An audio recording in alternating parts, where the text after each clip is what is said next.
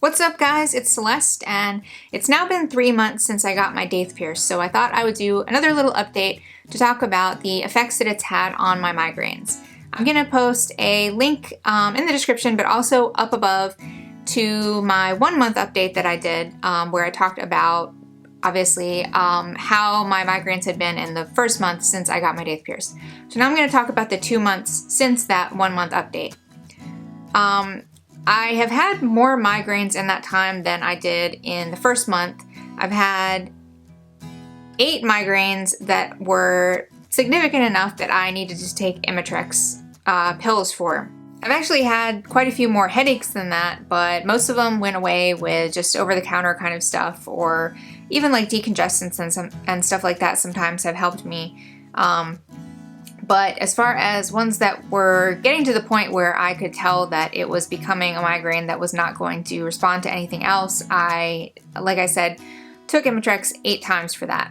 And I can't remember if I actually mentioned this before, but I don't actually take a full dose of Imitrex when I take it. I split the pill up, so I end up only taking usually like a 1/6 or an 1/8 of the pill.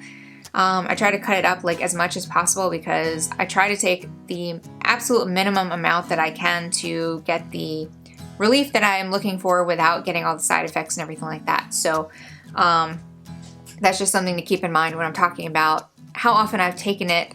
It's not the full dose. So the 2 other things that I wanted to mention related to this are also in that video. I talked about how I had never had aura and that my migraines are always just the pain portion, like pain and nausea and, you know, other cognitive effects and things like that, but I had never had aura. Well, somehow, like the next week after I made that video, I had my first aura, so that was kind of weird. It's still the only one that I've ever had. I haven't had any since then. And I did not get any pain with or after it, so it wasn't really that bad of an experience. It was kind of just interesting. I kind of was a little bit freaked out at first because I didn't know what it was going to be like. I didn't know what to expect. Not really the aura itself, that didn't really bother me. I just was afraid that it was going to turn into a lot of pain or that this was going to become a frequent thing. Like I felt like I had gone my whole life without having aura and like all of a sudden now I have it. And, but I kind of got over that. So the kind of aura that I had was called scintillating scotoma. I believe that's how you say it. And it's the kind where there's just like this little, like, for me it was on my left side.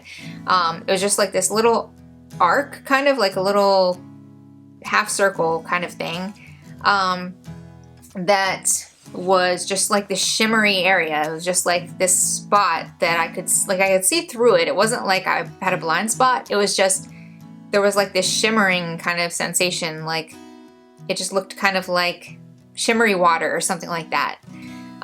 So it mostly was just kind of annoying for me, and it only lasted about 20 minutes. So it wasn't really anything that was, like, it didn't really impair me at all other than just being kind of a weird experience. And I did feel like a little bit weird afterward. I felt kind of like a little bit out of it and stuff, but I don't know for sure if that was actually from the migraine or if it was like just from me kind of being anxious about it or whatever. I don't know.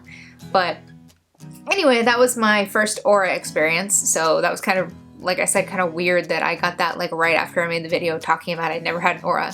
And then the other thing was, most of the migraines that I've had really in the last like several years, pretty much since I started taking Imitrex and other triptan drugs, usually I don't get a migraine that is like full severity. Like I don't usually get to where it's like the worst kind of pain and like actual nausea, like actually throwing up kind of stuff and things like that, because I usually am able to catch it quickly enough with medication that it usually helps before it gets to that point.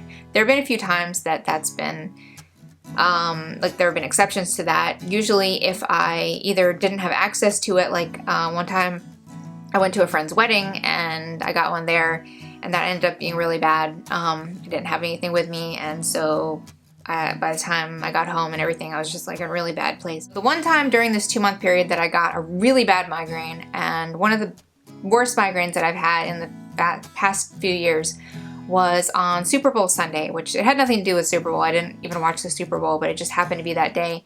And I think it was because I took some caffeine the day before because I was going to be going to an event that night and thought I might stay up late or something. So I took a tiny bit of caffeine. I don't really have any caffeine in my diet or anything. I don't drink anything with caffeine, so just a small amount of caffeine really has a big effect on me. So I took like a tiny bit, but I probably shouldn't, and I haven't taken any since then because I'm pretty sure that's what caused the migraine.